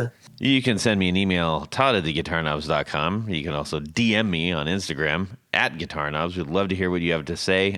Give us your feedback on this particular episode. Send pictures of Gretches. Send pictures of Gretches and whatnot. Or just tag us in your pictures of Gretches. Why Yes, not? yeah. That'd be cool too. Hey, everybody, have a fantastic guitar week. Thanks for hanging out with us for so long, and subscribe! Yeah. Steve! Well, let's talk about Gretsch Guitars. Pull the mic out of your mouth, for Pete's sake, so we can hear it in your stomach. I don't mind looking stupid. I just don't want to look like a fool. Okay. Should I start over? What the hell are you talking about? Jared, what do you have for dinner? Everything. Zaxby's Steve. chicken? Like chicken chickens. That's what I like to hear. Oh, that's perfect. Yeah. Couldn't find my mouth. Sorry. Okay, that's good. Wait. Never good enough for Tony Banana. I'm a seasoned professional. I need a certain level in order to. Apparently. Steve. Well, that's it for these knobs. Please visit our Patreon page at patreon.com/theguitarknobs. Visit our website at theguitarknobs.com for all of our past episodes, 4 on the Floor blog, and other good stuff. You can connect with us on social too at our Facebook page and share your gear and stories on our Facebook group. Also, be sure to check out our Instagram at Guitar Knobs. Catch you next time.